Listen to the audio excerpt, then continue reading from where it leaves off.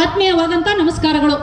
ಇಂದಿನ ಈ ಕಾರ್ಯಕ್ರಮದ ಮುಖ್ಯ ಕೇಂದ್ರ ಬಿಂದು ಆಗಿರ್ತಕ್ಕಂತಹ ಇಂದಿನ ಈ ಕಾರ್ಯಕ್ರಮದ ಜಿಲ್ಲಾ ಅಧ್ಯಕ್ಷರಾಗಿರ್ತಕ್ಕಂಥ ಲೋಕೇಶ್ ಅವ್ರಿಗೂ ಮತ್ತು ಶಿವರಾಜ್ ಮಲ್ಕಾಪುರ್ ಅವ್ರಿಗೂ, ಶಿವ ಚಿಮ್ಕೋಡಿ ಅವ್ರಿಗೂ, ಕುಮಾರ್ ನಿಜಾಪುರ್ ಅವ್ರಿಗೂ, ರಾಜಾ ಟಗರು ಅಣದೂರ್ ಅವ್ರಿಗೂ, ಅಮರ್ ಸಂತೋಷ್ ಇನ್ನೂ ಸಾಕಷ್ಟು ಸಹೋದರರು ಕೂಡ ನನ್ನ ಆತ್ಮೀಯ ನಮಸ್ಕಾರಗಳನ್ನು ಸಲ್ಲಿಸುತ್ತಾ ಇಂದಿನ ಈ ಕಾರ್ಯಕ್ರಮಕ್ಕೆ ವಿಶೇಷವಾದ ಸನ್ಮಾನಿತರಾಗಿ ಆಗಮಿಸಿರ್ತಕ್ಕಂಥ ಎಲ್ಲ ಮಾಜಿ ಸೈನಿಕರು ಕೂಡ ಆತ್ಮೀಯವಾದಂಥ ನಮಸ್ಕಾರಗಳು.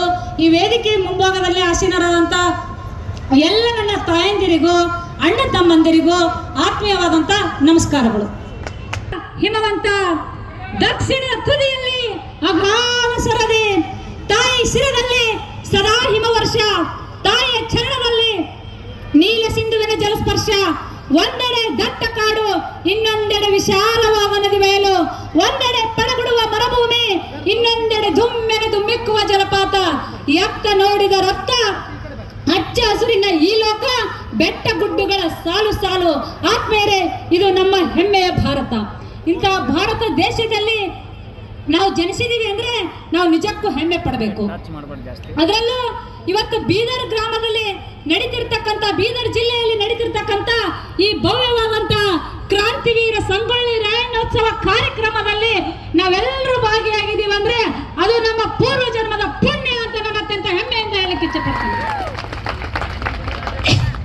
ಕ್ರಾಂತಿವೀರ ಸಂಗೊಳ್ಳಿ ರಾಯಣ್ಣರು ಒಬ್ಬ ವ್ಯಕ್ತಿ ಅಲ್ರಿ, ಇಡೀ ದೇಶದ ಶಕ್ತಿ ಅಂತ ನಾನು ಅತ್ಯಂತ ಹೆಮ್ಮೆಯಿಂದ ಹೇಳಲಿಕ್ಕೆ ಇಚ್ಛೆ ಪಡ್ತೀನಿ.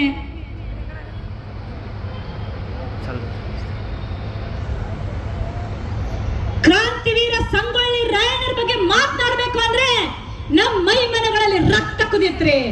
ಯಾಕೆ ಅಂದ್ರೆ ಆ ಪಾಪಿ ಬ್ರಿಟಿಷರ ವಿರುದ್ಧ ತೊಡೆಯನ್ನು ತಟ್ಟಿರ್ತಕ್ಕಂಥ ವೀರ ಶೂರ ಧೀರ ಯಾರಾದ್ರೂ ಇದ್ರೆ ಅದು ಕ್ರಾಂತಿವೀರ ಸಂಗೊಳ್ಳಿ ರಾಯಣ್ಣರು ಮಾತ್ರ ರೀ. ಅದು ಕ್ರಾಂತಿವೀರ ಸಂಗೊಳ್ಳಿ ರಾಯಣ್ಣರು. ಅಂತಹ ಹೆಮ್ಮೆಯ ಕ್ರಾಂತಿವೀರ ಸಂಗೊಳ್ಳಿ ರಾಯಣ್ಣರ ಜಯಂತ್ಯೋತ್ಸವದಲ್ಲಿ ಭಾಗಿಯಾಗಿದ್ದೀವಿ ಅಂದ್ರೆ ಇವತ್ತು ಕ್ರಾಂತಿವೀರ ಸಂಗೊಳ್ಳಿ ರಾಯಣ್ಣರು ಯಾವ ರೀತಿ ನಡೆದು ಬಂದರು, ಅವರ ಆದರ್ಶ ಏನು ಅನ್ನೋದನ್ನ ನಾವು ನಮ್ಮ ಮಕ್ಕಳಿಗೆ ಹೇಳ್ಕೊಡ್ಬೇಕಾಗ್ತದ. ಇವತ್ತು ಕ್ರಾಂತಿವೀರ ಸಂಗೊಳ್ಳಿ ರಾಯಣ್ಣರು ಸಾಮಾನ್ಯ ಒಬ್ಬ ವಾಲಿಕಾ ವೃತ್ತಿ ಮಾಡ್ತಿರ್ತಕ್ಕಂಥ ಸಾಮಾನ್ಯ ವ್ಯಕ್ತಿ ಇವತ್ತು ಇತಿಹಾಸಕಾರನಾಗಿ ಇವತ್ತು ಕ್ರಾಂತಿವೀರ ಸಂಗೊಳ್ಳಿ ರಾಯಣ್ಣರಾಗಿ ಹೊರ ಹೋಗ್ಲಿಕ್ಕೆ ಯಾರು ಕಾರಣೀಭೂತರಂತಂದ್ರೆ ಅವರ ತಾಯಿ ಕೆಂಚವ್ವ ತಾಯಿಯ ಆದರ್ಶ ಬಹಳ ಮುಖ್ಯ ಪಾತ್ರವನ್ನು ವಹಿಸ್ತದ ಅಂತ ನಾನು ಬಹಳ ಹೆಮ್ಮೆಯಿಂದ ಹೇಳಿಕ್ಕೆ ಇಚ್ಛೆ ಪಡ್ತೀನಿ ಈ ಸಂದರ್ಭದಲ್ಲಿ. ಹಾಗೆ ಅವರ ಸಾಕು ತಾಯಿ ಕಿತ್ತೂರು ರಾಣಿ ಚೆನ್ನಮ್ಮ ತಾಯಿಯ ಆದರ್ಶ ಕೂಡ ಅಷ್ಟೇ ಮುಖ್ಯವಾಗಿರ್ತದ್ರಿ. ನೋಡಿ, ಇವತ್ತು ಬಹಳ ಜನ ತಾಯಿಂದಿರಿದ್ದೀವಿ, ನಾವು ನಮ್ಮ ಮಕ್ಕಳಿಗೆ ಯಾವ ತರ ಆದರ್ಶ ಕೊಡ್ತೀವಿ, ಅವತ್ತಿನ ಕೆಂಚವ್ವ ತಾಯಿ ಯಾವ ತರ ಆದರ್ಶ ಕೊಟ್ಲು ಅನ್ನೋದನ್ನ ನಾವೆಲ್ಲರೂ ಕೂಡ ಕಲಿಬೇಕಾಗ್ತದೆ. ಅವತ್ತು ಕೆಂಚವ್ವ ತಾಯಿನ ನೋಡ್ಲಿಕ್ಕಂತ ಹೇಳಿ ಕುಲಕರ್ಣಿ ಮತ್ತು ಮಲ್ಲಪ್ಪ ಶೆಟ್ಟಿ ಮನೆಗೆ ಹೋಗ್ತಾರೆ. ಆ ತಾಯಿ ಕೆಂಚವ್ವ ತಾಯಿ ಯಾವ ವಿಶ್ವವಿದ್ಯಾಲಯದಲ್ಲಿ ಹೋಗಿ ಶಾಲೆ ಕಲಿಲಿಲ್ರಿ, ಯಾವ ವಿಶ್ವವಿದ್ಯಾಲಯದಲ್ಲಿ ಹೋಗಿ ಪದವಿ ತೆಗೆದುಕೊಳ್ಳಿಲ್ರಿ. ಆದ್ರೆ ಆಕೆಯ ಜ್ಞಾನ ಇತ್ತಲ್ಲ, ಯಾವ ವಿಶ್ವವಿದ್ಯಾಲಯಕ್ಕೂ ಕೂಡ ಸಮ ಆಗ್ತಿದ್ದಿಲ್ಲ. ಅದಕ್ಕಿಂತ ಹೆಚ್ಚಿಗೆ ಆ ತಾಯಿ ಹತ್ರ ಜ್ಞಾನ ಇತ್ತು. ಆ ತಾಯಿಯನ್ನ ಕಂಡು ಮಲ್ಲಪ್ಪ ಶೆಟ್ಟಿ ಮತ್ತು ಕುಲಕರ್ಣಿ ಹೋಗಿ ಹೇಳ್ತಾರೆ, ಅಮ್ಮ ನಿನ್ನ ಮಗನನ್ನ ಯುದ್ಧಕ್ಕೆ ಕಳಿಸ್ಬೇಡಮ್ಮ, ಯಾಕಂತಂದ್ರೆ ಬ್ರಿಟಿಷ್ ಸೈನ್ಯವನ್ನು ಕಳಿಸಿದ್ದಾರೆ, ನಿನ್ನ ಮಗನನ್ನ ಕೊಂದು ಹಾಕ್ತಾರಮ್ಮ, ದಯವಿಟ್ಟು ನಿನ್ನ ಮಗನನ್ನ ಯುದ್ಧಕ್ಕೆ ಕಳಿಸ್ಬೇಡ ಅಂತ ಹೇಳಿಕ್ಕೆ ಹೋಗ್ತಾರ. ಆ ತಾಯಿ ಹೇಳ್ತಾಳ, ನೋಡ್ದಾಕ್ಷಣ ಹೇಳ್ತಾಳ, ನೀವು ಆದ್ರೆ ಆ ತರ ಹೇಳಿದ್ರೆ ಕಳಿಸ್ತಿರ್ಲಿಲ್ಲೇನೋ. ಆದ್ರೆ ಅವತ್ತಿನ ತಾಯಿ ಹೆದರ್ಲಿಲ್ರಿ. ಆ ತಾಯಿ ಏನಂತ ಉತ್ತರ ಕೊಡ್ತಾಳೆ ಅಂತಂದ್ರೆ, ಮುಗಿಲ್ ಹರಿದು ಹೆಗಲ ಮ್ಯಾಗ ಬಿದ್ರು, ಮುಗಿಲ್ ಹರಿದು ಹೆಗಲ ಮ್ಯಾಗಿದ್ರು ಬಗಲೆತ್ತ ಕುಲ ಅಲ್ರಿ ಇದು. ಇಷ್ಟಕ್ಕೂ ರಾಯಣ್ಣ ಯಾರ ಮಗ ಅಂತ ತಿಳ್ಕೊಂಡಿದ್ದೀರಿ? ಹುಲಿ ಕೂಡ ಕುಸ್ತಿ ಹಿಡಿದು ಅದರ ಚಿತ್ತ ಕೆಡವೆ ರಕ್ತ ಮಾನವರಾದ ದತ್ತಕ ಬರ ಬರ್ಮಣ್ಣನ ಮಗ ಅದಾನ ಅಂತ ಹೇಳ್ತಾರ. ಇಷ್ಟಕ್ಕೂ ಕೂಡ ರಾಯಣ್ಣ ಈ ದೇಶಕ್ಕೋಸ್ಕರ, ಈ ತಾಯಿ ನಾಡಿಗೋಸ್ಕರ, ಈ ಕಿತ್ತೂರಿಗೋಸ್ಕರ ಆ ರಕ್ತ ಹರಿಸಿದ್ರು ಸರಿನೇ ಅಂತಕ್ಕಂಥ ಮಾತನ್ನ ತಾಯಿ ಚೆನ್ನಮ್ಮ ಕೊಡ್ತಾಯಿ ಕೆಂಚವ್ವ ಕೊಡ್ತಾಳ್ರಿ. ಇಂತಹ ಆದರ್ಶ ನಮಗೆ ಬೇಕಾಗಿದ್ದು. ಎಂತಹ ತಾಯಿಯ ತಾಕತ್ತಿತ್ತು, ಎಂತ ಸ್ಪಿರಿಟ್ ಇತ್ತು ರೀ ಆ ತಾಯಿಗೆ. ಅವತ್ತಿನ ಮಾತು ಕೇಳಿದವ್ರು ಓಡೋಗ್ಬಿಡ್ತಾರ. ಹಾಗೆ ಕಿತ್ತೂರು ರಾಣಿ ಚೆನ್ನಮ್ಮ ತಾಯಿ ಆಸ್ಥಾನದಲ್ಲಿ ಕೂತಿರ್ತಾಳ. ಆ ತಾಯಿ ನೋಡಕ್ಕೆ ರಾಯಣ್ಣ ಹೋಗ್ತಿರ್ತಾನೆ.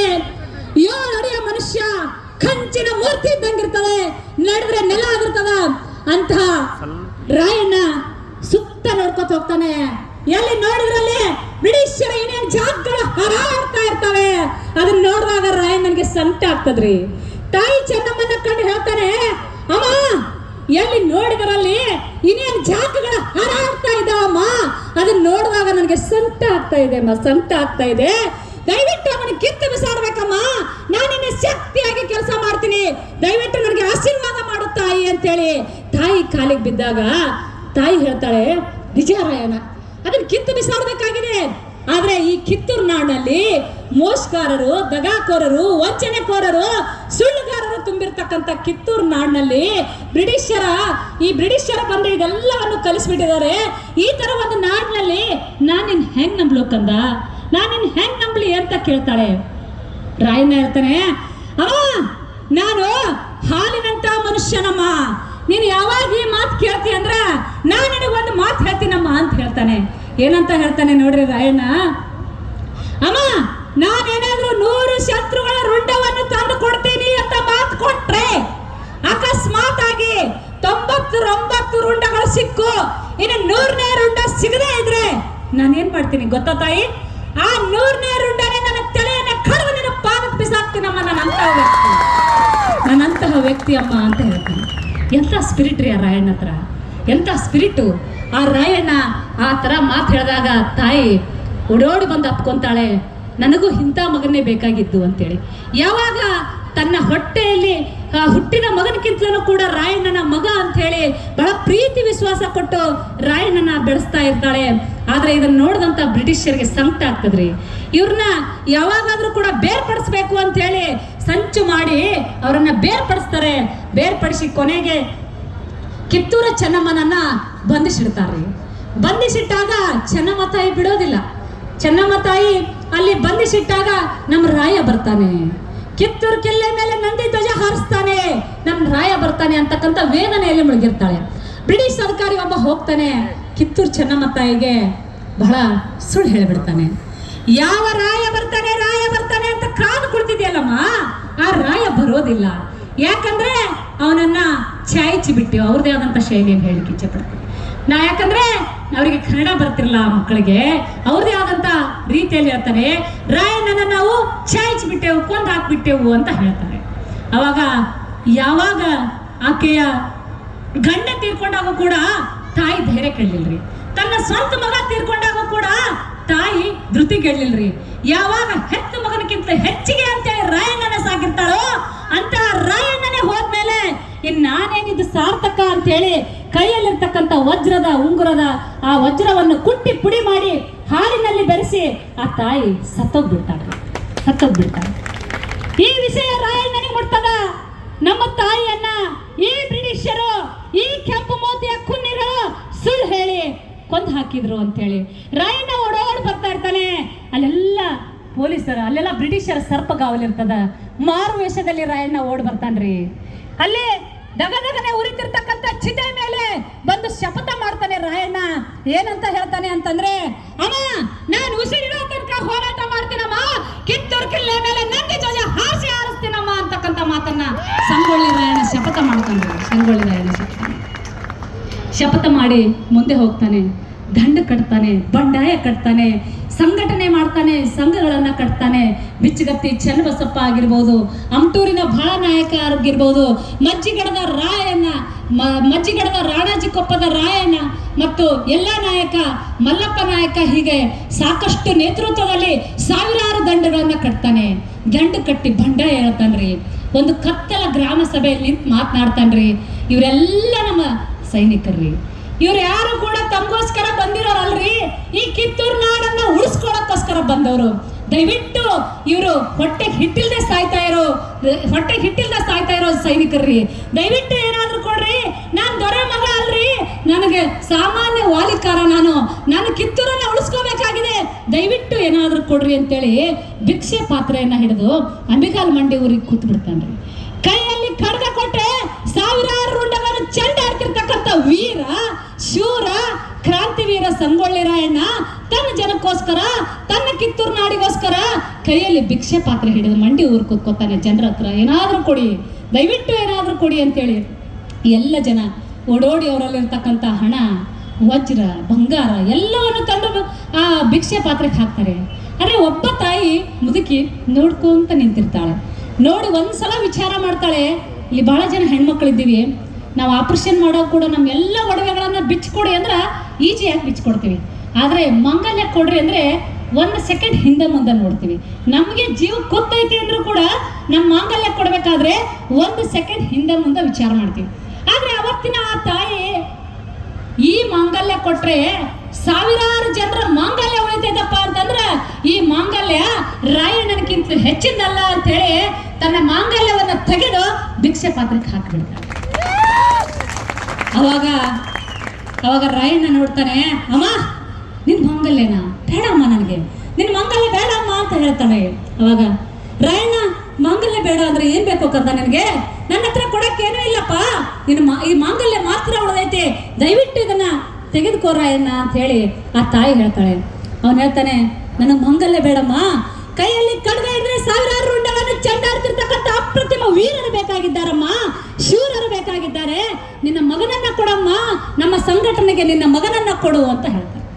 ಅವಾಗ ಆ ತಾಯಿ ಹೇಳ್ತಾಳೆ, ರಾಯಣ್ಣ ಇದು ಖುಷಿ ವಿಚಾರ, ನನಗೆ 2 ಮಕ್ಕಳಿದ್ರೆ ನಾನು ಕೊಟ್ಟು ಬಿಡ್ತಿದ್ದಪ್ಪ, ಇರೋರು ಒಬ್ಬನೇ ಮಗನು ಅಂತ ಹೇಳಿದಾಗ ರಾಯಣ್ಣ ಹೇಳ್ತಾನೆ, ಅಮ್ಮ ಆಕೆ ಮಗನ ಹೆಸರು ಲಕ್ಷ್ಮಣ, ಅಮ್ಮ ನಿನ್ ಲಕ್ಷ್ಮಣ ಮಾತ್ರ ಮಗನ, ನಾನು ಕೂಡ ನಿನ್ನ ಮಗ ಅಂತ ಅನ್ಕೋರಮ್ಮ ಅಂತ ಹೇಳ್ತಾನೆ.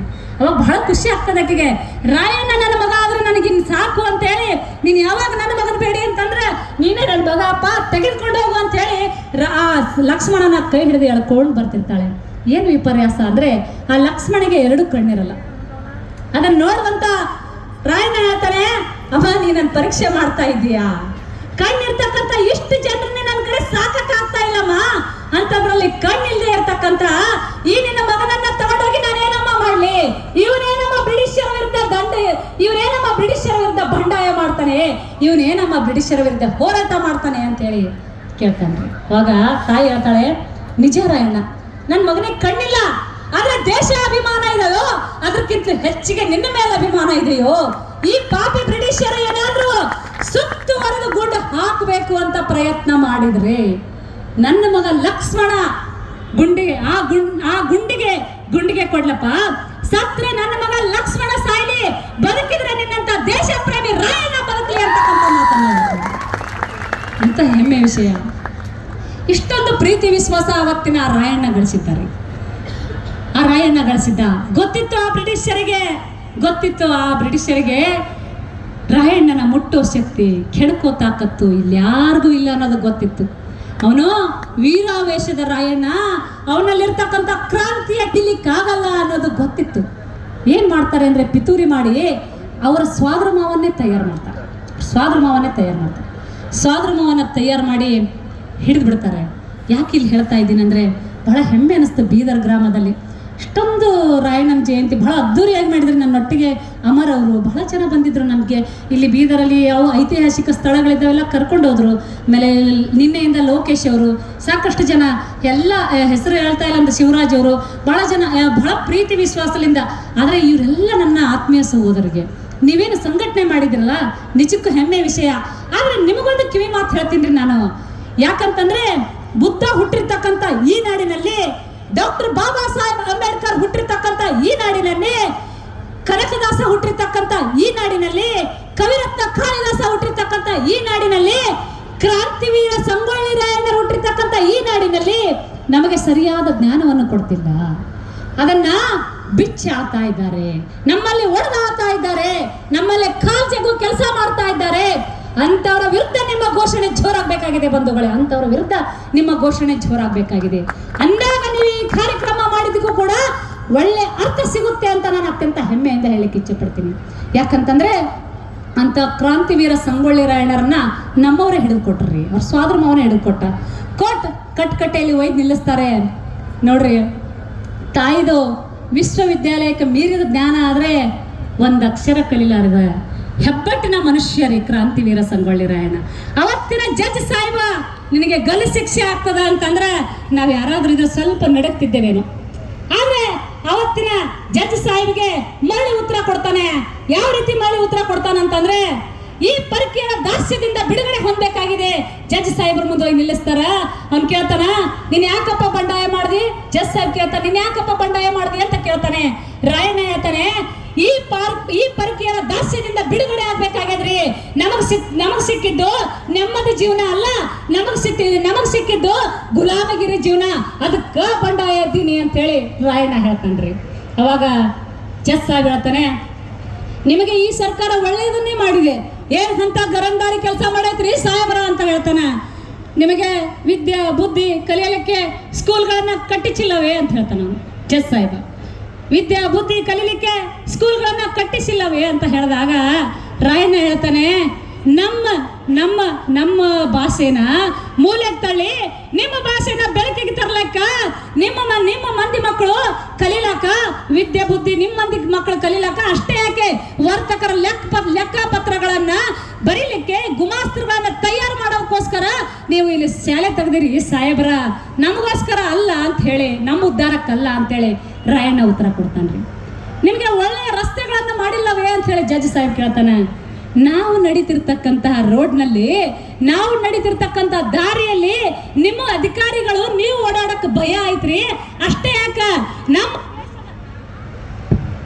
ನಮ್ಮ ದೇಶದ ಸಂಪತ್ತನ್ನ ನಿಮ್ಮ ದೇಶಕ್ಕೆ ರವಾನೆ ಮಾಡ್ಲಿಕ್ಕೆ ನಿಮಗೆ ಸರಳ ಆಗ್ಲಿ ಅಂತೇಳಿ ನೀವು ರಸ್ತೆಗಳನ್ನ ತೆರೆದಿರಿ, ನಮ್ಮ ಉದ್ಧಾರಕ್ಕಲ್ಲ ಅಂತೇಳಿ ಅವತ್ತಿನ ರಾಯಣ್ಣ ಕೋಟ್ಕಟ್ಟೆಯಲ್ಲಿ ನಿಂತು ಹೇಳ್ತಾನ್ರಿ. ಅವಾಗ ಜಡ್ಜ್ ಸಾಹೇಬ್, ಇಲ್ಲಿನ ಜನ ಆರೋಗ್ಯದಿಂದ ಇರ್ಲಕ್ಕ ದವಾಖಾನೆಗಳನ್ನು ಕಟ್ಟಿಸಿಲ್ಲವೇ ಅಂತ ಹೇಳ್ತಾರೆ. ರಾಯಣ್ಣ ಹೇಳ್ತಾನೆ, ದವಾಖಾನೆ ನಮ್ಮ ನಾಡಿನ ಗುಣದಲ್ಲಿ ಮದ್ದಿನ ಗುಣ, ನಮ್ಮ ನಾಡಿನ ಗುಣದಲ್ಲಿ ದವಾಯಿ ಗುಣ ಐತ್ರಿ, ನಮ್ಮ ನಾಡಿನ ಮಣ್ಣಿನಲ್ಲಿ ದವಾಯಿ ಗುಣ ಐತಿ, ಸಹ್ಯಾದ್ರಿ ಬೆಟ್ಟದಿಂದ ಹರಿತಿರ್ತಕ್ಕಂಥ ನೀರಿನಲ್ಲಿ ಮದ್ದಿನ ಗುಣ ಐತ್ರಿ. ಇವತ್ತ ನೀವು ನಮ್ಮಲ್ಲಿ ಬೆಳೀತಿರ್ತಕ್ಕಂಥ ಗಿಡಮೂಲಿಕೆಗಳನ್ನ ತೆಗೆದುಕೊಂಡೋಗಿ ಗುಳಿಗೆ ಮಾಡಿ ನಮ್ಮ ದೇಶಕ್ಕೆ ತಂದು ದವಾಖಾನೆಗಳನ್ನ ತೆಗೆದ್ರಿ, ಯಾತಕ್ಕೋಸ್ಕರ? ನೀವು ರೊಕ್ಕ ಮಾಡ್ಲಿಕ್ರಿ ಸಾಹೇಬ್ರ, ನೀವು ರೊಕ್ಕ ಮಾಡ್ಲಿಕ್ಕ ಅಂತ ಹೇಳ್ತಾನ. ನಮ್ಮ ಸರ್ಕಾರ ನಿಮಗೆ ನಾಗರಿಕತೆಯನ್ನು ಕಲಿಸಿಲ್ಲವೇ ಅಂತ ಕೇಳ್ತಾನ. ಬ್ರಿಟಿಷ್ ಜಡ್ಜ್ ಸಾಹೇಬ್ ಹೇಳ್ತಾನ, ನಮ್ಮ ದೇಶ ನಿಮಗೆ ನಾಗರಿಕತೆ ಕಲಿಸಿಲ್ಲ ಅಂದಾಗ ರಾಯಣ್ಣ ನಗ್ತಾನ್ರಿ. ನೀವು ನಮಗೆ ನಾಗರಿಕತೆ ಕಲಿಸಿದ್ರಿ ಸಾಹೇಬ್ರ, ನೀವು ಭಾಷೆ ಬರಲಾರ್ದ ಕಾಲದಲ್ಲಿ ನಮ್ಮ ದೇಶದಲ್ಲಿ ಗ್ರಂಥಶಾಸ್ತ್ರ ಹುಟ್ಟಿತ್ರಿ, ನೀವು ಬಟ್ಟೆ ಉಡ್ಲಾರ್ದ ಕಾಲದಲ್ಲಿ ನಮ್ಮ ದೇಶದಲ್ಲಿ ಮಸ್ಲಿನ್ ಬಟ್ಟೆಗಳನ್ನ ನೇಯ್ತಾ ಇದ್ರಿ, ನೀವು ವೇದ ಹುಟ್ಟಿರ್ತಕ್ಕಂಥ ಈ ನಾಡಿನಲ್ಲಿ ಇಲ್ಲಿ ರಾಮಾಯಣ ಹುಟ್ಟಿರ್ತಕ್ಕಂಥ ಈ ಪುಣ್ಯ ಭೂಮಿಗೆ ನೀವು ನಾಗರಿಕತೆ ಕಲಿಸ್ತೀರಿ, ಇದು ಆತ್ಮವಂಚನೆ ರೀ ಸಾಹೇಬ್ರ ಅಂತೇಳಿ ಜಡ್ಜ್ ಸಾಹೇಬಿಗೆ ಉತ್ತರ ಕೊಡ್ತಾರ್ರಿ. ಅವತ್ತು ಹೇಳ್ತಾನೆ, ನಾವು ಅಷ್ಟೆಲ್ಲ ಹೇಳಿದ್ರು ಕೂಡ, ಅಷ್ಟೆಲ್ಲ ರಾಯಣ್ಣ ತಿರುಗೇಟ್ ಕೊಟ್ಟರು ಕೂಡ ಅವ್ರಿಗೆ ಗಲ್ಲು ಶಿಕ್ಷೆ ಘೋಷಣೆ ಮಾಡ್ತಾರೆ. ಇಲ್ಲಿನ ಸರ್ಕಾರ ನಿಮಗೆ ರಾಜದ್ರೋಹಿ, ಬಂಡುಕೋರ, ಕೊಲೆಗಾರ, ಸುಲಿಗೆಕಾರ ಅಂತೇಳಿ ದೋಷಿಸಿ ಅವರನ್ನ ಗಲ್ಲು ಶಿಕ್ಷೆಗೆ ಗುರಿ ಮಾಡ್ತಾರೆ. ಅವಾಗೂ ಹೇಳ್ತಾನೆ, ಲಾಸ್ಟಿಗೆ ಗಲ್ಲು ಶಿಕ್ಷೆ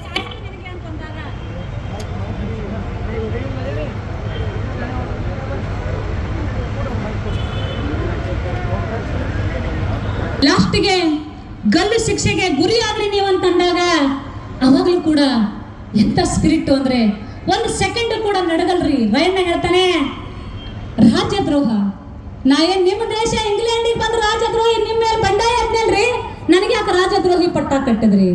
ಸುಲಿಗೆಕೋರ, ನಾನು ಸುಲಿಗೆಕೋರ ಅಲ್ರಿ, ಸ್ವತಂತ್ರ ಹೋರಾಟಗಾರ, ನಾನು ಕೊಲೆಗಾರ ಅಲ್ರಿ, ಸಾಮಾನ್ಯ ವಾಲಿಕಾರ ರೀ. ನಾನು ನಮ್ಮ ದೇಶದ ಸಂಪತ್ತನ್ನ ಸುಲಿಗೆ ಮಾಡಿದವ್ರಿಗೆ ಬಗ್ಗಿಸಿ ಬಡದಿನ್ರಿ ಅಂತ ಹೇಳ್ತಾನೆ. ಅವನನ್ನು ಒಂದೊಂದು ಉತ್ತರ ಐತಲ್ಲ, ನಿಜಕ್ಕೂ ನಾವೆಲ್ಲರೂ ಕೂಡ ಎದೆ ಮೇಲೆ ಕೆತ್ಕೋಬೇಕ್ರಿ. ಎಂತಹ ಮಾತು ರಾಯಣ್ಣಂದು ಅಂತಂದ್ರೆ ಯಾವುದಕ್ಕೂ ಕೂಡ ಹೆದರಲ್ಲ. ನಾವು ತಪ್ಪು ಮಾಡ್ಲಾರ್ದೆ ನಮ್ಮನ್ನ ತಪ್ಪಿತಸ್ಥರು ಅಂತ ಹೇಳಿ ನೀವೇನು ಗಲ್ಲಿಗೆ ಹಾಕ್ತಿರಲ್ಲ, ನಿಮ್ಮ ಕಂಪನಿ ವಿರುದ್ಧಾರ, ನಿಮ್ಮ ಕಂಪನಿ ಸರ್ಕಾರಕ್ಕೆ ನನ್ನ ಧಿಕ್ಕಾರ ಅಂತೇಳಿ ಧಿಕ್ಕಾರ ಆಗ್ತಾನ. ಕೊನೆಯಾಗಿ ಜಡ್ಜ್ ಸಾಹೇಬ್ ಕೇಳ್ತಾನ, ನಿನಗೆ ಕೊನೆ ಆಸೆ ಏನಿದೆ ಅಂತ. ನನಗೇನು ಕೊನೆ ಆಸೆ ಇರ್ತೈತ್ರಿ? ನನಗೇನು ಹೆಂಡ್ರ ಮಕ್ಕಳ? ನಾನು ಬದುಕ್ತಾ ಇರೋದು ಈ ಕಿತ್ತೂರು ದೇಶಕ್ಕೋಸ್ಕರ, ಈ ದೇಶಕ್ಕೋಸ್ಕರ.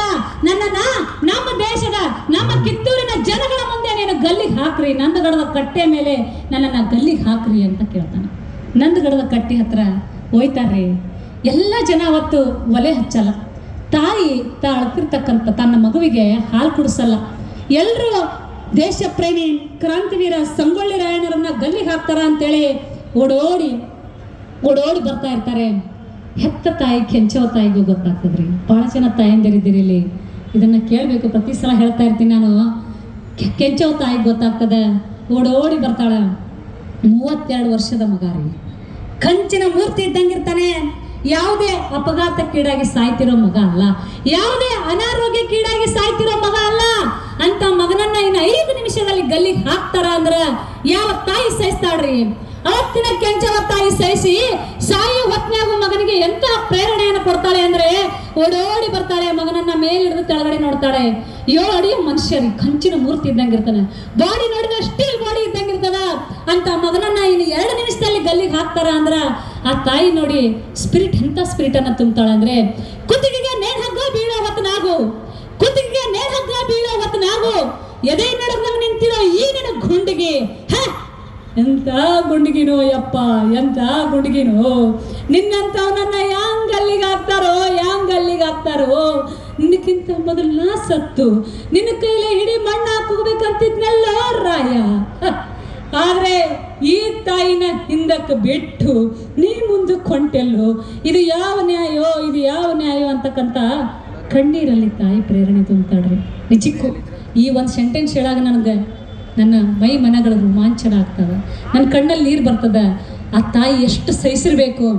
ಸ್ವತಂತ್ರ ಹೋರಾಟಗಾರ ಹೋರಾಟ ಮಾಡಿ ಗಲ್ಲಿಗೆ ಹಾಕ್ತಾರ ಅಂದ್ರೆ ಆ ತಾಯಿ ಹೆಂಗೆ ಸಹಿಸಿರ್ಬೇಕ್ರಿ? ಸಹಿಸಿ ಹೇಳ್ತಾಳೆ, ಸ್ಪಿರಿಟ್ ತುಂಬ್ತಾಳೆ. ಸಾಯಿ ಹೊತ್ನ್ಯಾಗೂ ಕೂಡ ತಾಯಿಯ ಸ್ಪಿರಿಟ್ ಎಂಥದ್ದು. ಮೊದಲಿನ 2 ಮಾತದವಲ್ಲ, ನಿಜಕ್ಕೂ ಇವತ್ತಿಗೂ ಕುಡಿದ್ರ ನಮ್ಮ ಮೈಯಲ್ಲಿ ರಕ್ತ ಕುದಿತದ್ರಿ. ಎಂತ ಮಾತು, ಕುತ್ತಿಗೆಗೆ ನೇಣ್ ಹಗ್ಗ ಬೀಳೋ ಹೊತ್ತನಾಗು, ಎಲೆ ನಡುಗನ್ ನಿಂತಿರೋ ಈ ನಿನ್ನ ಗುಂಡಿಗೆ, ಎಂತ ಗುಂಡಿಗೆನೋ ಯಪ್ಪ ಅಂತಕ್ಕಂಥ ಮಾತೈತಲ್ಲ, ಸಾಕ್ರಿ. ಆ 2 ಮಾತು ಸಾಕು. ರೈಣ್ಣ ತಾಯಿ ಆಶೀರ್ವಾದ ತಗೊಂಡೋಗಿ ಕೊನೆಯದಾಗಿ ಗಲ್ ಕಟ್ಕಟ್ಟೆಯಲ್ಲಿ ಹೋಗಿ ನಿಲ್ತಾನೆ. ಅವಾಗೂ ಬ್ರಿಟಿಷ್ ತ್ಯಾಕ್ರೆ ಸಾಹೇಬ್ ಕೇಳ್ತಾನೆ, ನಿನ್ನ ದೇಶ ಬಾಂಧವರಿಗೆ ಕೊನೆಯ ಚಂದೇಶ ಏನಾರು ಹೇಳಬೇಕಾ ಅಂತ ಕೇಳ್ತಾನೆ. ಕನ್ನಡ ಬರಲ್ಲ ಅಲ್ಲ ಅವ್ರಿಗೆ, ದೇಶ ಅನ್ನಕ್ಕೆ ಬರಲ್ಲ, ದೇಶ ಬಾಂಧವರಿಗೆ. ಅವನು ಹೇಳ್ತಾನೆ, ಹೇಳಕ್ಕೆ ಬೇಕ್ರಿ ಸಾಹೇಬ್ರ, ಹೇಳಿಲ್ಲ ಅಂದ್ರೆ ಮಸಾಲೆ ಮಾರ್ಲಿಕ್ಕೆ ಬಂದಂತ ನೀವೆಲ್ಲ ಏನಿದಿರಲ್ಲ ಬ್ರಿಟಿಷ್ ನಾಯಿಗಳು, ನೀವೆಲ್ಲ ನಮ್ಮ ದೇಶವನ್ನು ಆಕ್ರಮಿಸ್ಬಿಡ್ತೀರಿ, ನಾನು ಹೇಳಕ್ಕೆ ಬೇಕು ಅಂತ ಹೇಳ್ತಾನೆ. ಕೊನೆಯದಾಗೂ ಕೂಡ ಇನ್ನೇನು 1 ನಿಮಿಷದಲ್ಲಿ ಗಲ್ಲಿಗೆ ಏರ್ತಾನ ಅಂದ್ರೂ ಕೂಡ ಅವನ ಸ್ಪಿರಿಟ್ ಐತಲ್ಲ, ಆ ತಾಕತ್ ಐತಲ್ಲ, ನಿಜಕ್ಕೂ ನಾವೆಲ್ಲರೂ ಕೂಡ ಹೆಮ್ಮೆ ಪಡ್ಬೇಕ್ರಿ. ಎಂತ ತಾಕತ್ಲೆ ಹೇಳ್ತಾನಂದ್ರ, ಅಕ್ಕ ತಂಗಂದಿರ ಅಣ್ಣ ತಮ್ಮಂದಿರ, ಅಕ್ಕ ತಂಗಿರ ಅಣ್ಣ ತಮ್ಮಂದಿರ, ದಯವಿಟ್ಟು ನೀವೆಲ್ಲ ಒಂದಾಗ್ರಿ, ಈ ಬ್ರಿಟಿಷರ್ನ ಬಡ್ದು ಓಡಿಸ್ರಿ ಅಂತ ಹೇಳ್ತಾರೆ. ಕಿತ್ತೂರನ್ನ ಸ್ವತಂತ್ರಗೊಳಿಸಿ ಅಂತ ಹೇಳ್ತಾನ. ತ್ಯಾಕ್ರೆ ಸಾಹೇಬ್ ಹೇಳ್ತಾನ, ರಾಯಣ್ಣ ನೀನು ಚತ್ತ ಮೇಲೆ ಕಿತ್ತೂರು ಸ್ವತಂತ್ರವಾಗೋದು ಸಾಧ್ಯವೇ ಇಲ್ಲ ಅಂತ. ರಾಯಣ್ಣನಿಗೆ ಬಹಳ ಕೋಪ ಬರುತ್ತೆ. ಥೂ, ಇದಕ್ಕಿನ ಕೆಟ್ಟದಾಗೆ ಬೈತಾನ. ನಾನು ಆ ಶಬ್ದ ಬಳಸಲ್ಲ. ಥೂ ನಾಲಾಯಕ ನನ್ನ ಮಗನೇ, ಇನ್ನೂ ನಿನ್ನ ಈ ಕುತಂತ್ರ ಬುದ್ಧಿ ಬಿಟ್ಟಿಲ್ಲೇನಾ? ಒಬ್ಬ ರಾಯ ಸತ್ರ ಏನಾಯ್ತು ಅರಿವಿಗೇಡಿ, ಮುಂದೆ ಹುಡ್ತಿರ್ತಕ್ಕಂಥ ಮನೆ ಮಠಗಳಲ್ಲಿ ರಾಯಣ್ಣನ ಜ್ಯೋತಿ ಕ್ರಾಂತಿಯ ದೀಪ ಹಚ್ಚುತ್ತೆ ಅಂತಕ್ಕಂಥ ಮಾತು ಇವತ್ತು ಬೀದರ್ ಗ್ರಾಮದಲ್ಲಿ ಪ್ರತಿಯೊಬ್ಬ ಯುವಕರಲ್ಲಿ, ಇವತ್ತು ಹಿರಿಯರಲ್ಲಿ, ಹೆಣ್ಣು ಮಕ್ಕಳಲ್ಲಿ, ತಾಯಂದಿರಲ್ಲಿ ರಾಯಣ್ಣನ ಕ್ರಾಂತಿಯ ಜ್ಯೋತಿ ದೀಪ ಹಚ್ಚುತ್ತೆ ಅಂತಕ್ಕಂಥ ಕಾರಣ ಯಾವ್ದಾದ್ರಿದ್ರೆ ಇವತ್ತು ಬೀದರ್ ಗ್ರಾಮದಲ್ಲಿ ಇಂಥ ಮಳೆ ಚಳಿ ಯಾವುದಕ್ಕೂ ಕೂಡ ಹೆದರ್ಲಾರ್ದೆ ಇಂತಹ ದೊಡ್ಡ ಕಾರ್ಯಕ್ರಮವನ್ನು ಮಾಡ್ತಿದ್ದೀರಲ್ಲ, ಅದೇ ಇವತ್ತು ರಾಯಣ್ಣನ ಕ್ರಾಂತಿ ದೀಪ ಹಚ್ಚುತ್ತೆ ಅಂತಕ್ಕಂಥ ಮಾತು ಇವತ್ತು ನಿಜವಾಗೈತ್ರಿ. ದೈವ ಸಂಭೂತವಾದ ಮಾತಲ್ಲೇನು ರಾಯಣ್ಣ ಹೇಳ್ತಾನೆ, ನೋಡ್ತಿರ್ರಿ ನಮ್ಮ ಜನ ನಿಮಗ ನಟ್ಟು ನಡುರಾದ್ರಾಗ ಬಡ್ದು ಓಡಿಸ್ತಾರ ಅಂತಕ್ಕಂಥ ಮಾತು ದೈವ ಸಂಭೂತವಾದ ಮಾತಲ್ಲೇನು. ಹಾಗೆ ಬ್ರಿಟಿಷರು ನಟ್ಟು ನಡುರಾತ್ರೆಗೆ ಅವ್ರು ಗಂಟು ಮುಟ್ಟಿ ಕಟ್ಕೊಂಡು ಓಡೋಗ್ಬಿಡ್ತಾರೆ. ರಾಯಣ್ಣ ಹೇಳಿದಾಗ ರಾಯಣ್ಣನಿಗೆ ನಾವು ನಮ್ಮ ಜನ ಮೋಸ ಮಾಡಿದೇವ್ರಿ, ಆದ್ರೆ ದೇವ್ರು ಮೋಸ ಮಾಡಲಿಲ್ಲ. ರಾಯಣ್ಣ ಹುಟ್ಟಿದ್ದು ಆಗಸ್ಟ್ 15 ಸ್ವಾತಂತ್ರ್ಯೋತ್ಸವ. ಇವತ್ತಿನ ದಿನ ನಾವೆಲ್ಲರೂ ಕೂಡ ಸಿಹಿ ಹಂಚಿ ಸಂಭ್ರಮಿಸ್ತೀವಿ. ಈ ದಿನ ಮರೆಯಕ್ಕಾಗ್ತದೇನ್ರಿ? ರಾಯಣ್ಣ ಗಲ್ಲಿಗೆ ಏರಿದ್ದು ಜನವರಿ 26 ಗಣರಾಜ್ಯೋತ್ಸವ. ಅವತ್ತು ಕೂಡ ಸಿಹಿ ಹಂಚಿ ಸಂಭ್ರಮಿಸ್ತೀವಿ. ಈ 2 ದಿನ ಸಿಹಿ ಹಂಚಿ ಸಂಭ್ರಮಿಸ್ತೀರಿ.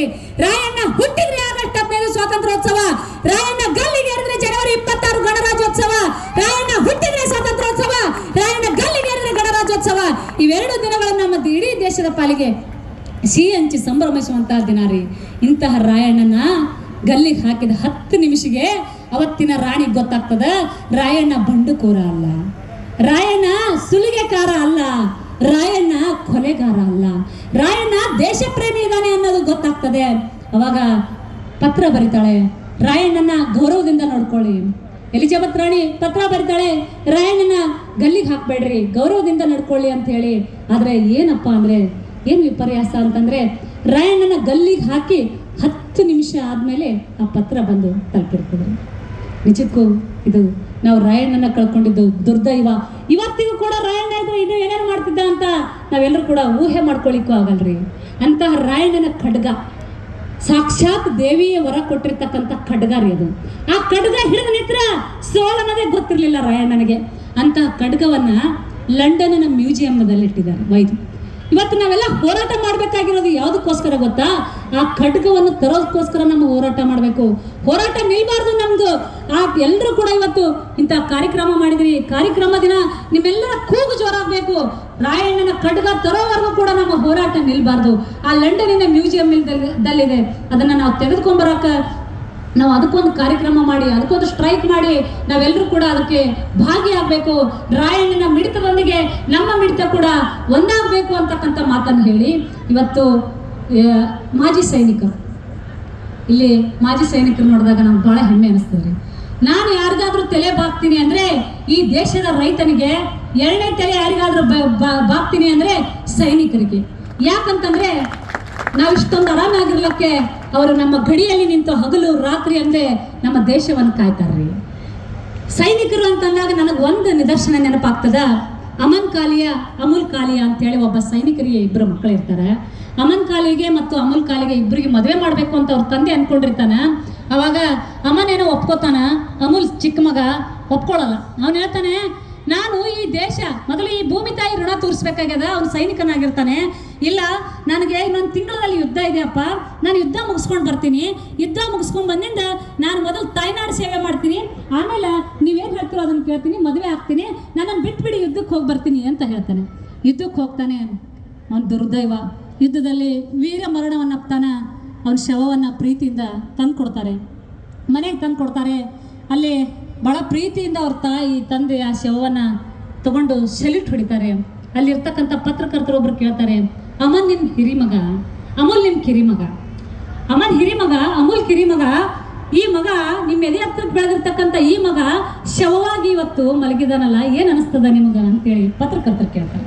ಅವಾಗ ಹೇಳ್ತಾರೆ, ನಾನೆಲ್ಲರೂ ಬಂದ್ರೆ ಪರಿಚಯ ಮಾಡಿಸ್ತಿರೋದು ಅಮನ್ ನನ್ನ ಹಿರಿಯ ಮಗ, ಅಮೂಲ್ ನನ್ನ ಕಿರಿಯ ಮಗ ಅಂತೇಳಿ ಎಲ್ಲರನ್ನು ಕರೆದು ಪರಿಚಯಿಸ್ತಿದ್ದೆ. ಆದರೆ ಇವತ್ತು ಈ ಭೂಮಿ ತಾಯಿಯ ಸೇವೆ ಮಾಡ್ಲಿಕ್ಕೆ ಹೋಗಿ ಅಮೂಲ್ಯ ನನ್ನ ಇಡೀ ದೇಶಕ್ಕೆ ಹಿರಿ ಮಗ ಆದ ಅಂತ ಹೇಳಿ ತಂದೆ ತಾಯಿ ನಿಂತು ಆ ಶವದ ಮುಂದೆ, ಮಗನ ಶವದ ಮುಂದೆ ನಿಂತು ಸಲ್ಯೂಟ್ ಹೊಡಿತಾರಲ್ರಿ, ಇದಕ್ಕಿಂತಲೂ ಹೆಚ್ಚಿಂದ ಯಾವುದು? ನಾವು ಬದುಕಿದ್ರೆ ಅಂತ ಮಕ್ಕಳುಗಳಾಗಿ ಬದುಕಬೇಕ್ರಿ. ಇವತ್ತು ಸನ್ಮಾನ ಮಾಡ್ತಾ ಇದೆ ಇವತ್ತು ಈ ಒಂದು ಸಂಘಟನೆಯಿಂದ ಮಾಜಿ ಸೈನಿಕರಿಗೆ. ನಿಜಕ್ಕೂ ಬಹಳ ಖುಷಿ ಆಯಿತು ಲೋಕೇಶ್ ಬ್ರದರ್, ಬಹಳ ಖುಷಿ ಆಯಿತು. ನಿಜವಾಗ್ಲೂ ನಿಮ್ಮ ಕಾರ್ಯ ಬಹಳ ಶ್ಲಾಘನೀಯ ಅಂತ ನಾನು ಹೇಳಲಿಕ್ಕೆ ಇಚ್ಛೆ ಪಡ್ತೀನಿ. ಇವತ್ತು ಇಂಥ ದೊಡ್ಡ ಕಾರ್ಯಕ್ರಮ ಮಾಡಿದಿರಿ.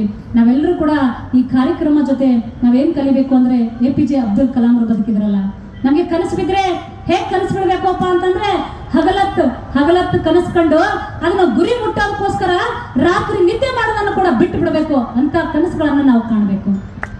ಡಾಕ್ಟರ್ ಬಾಬಾ ಸಾಹೇಬ್ ಅಂಬೇಡ್ಕರ್ ಹೇಳಿದಂಗ, ಯಾರು ನಿನ್ನನ್ನು ಅನೇಕ ಬಾರಿ ಹೂಳಲು ಯತ್ನಿಸಿದರೋ ಅವರಿಗೆ ಗೊತ್ತಿರಲಿಲ್ಲ ನೀನೊಂದು ಬೀಜವೆಂದು. ನೀವು ಬೆಳೆದ ಆರು ಮರದಂಗೆ ಬೆಳೆದು ನೀವು ನೆರಳನ್ನ ಕೊಡಬೇಕು ಅಂತ ವ್ಯಕ್ತಿಗಳು ನೀವು ಆಗ್ಬೇಕು. ಸ್ವಾಮಿ ವಿವೇಕಾನಂದ ಹೇಳಿದ್ರಲ್ಲ, rise awaken but not stop till in the goal is reach. ಹೇಳಿ ಎದ್ದೇಳಿ ಗುರಿ ಮುಟ್ಟುವ ತನಕ ನಿಲ್ಲದಿರಿ ಅಂತಕ್ಕಂಥ ಮಾತನ್ನ ನಾವು ರಿಮೈಂಡರ್ ಮಾಡ್ಕೋಬೇಕ್ರಿ.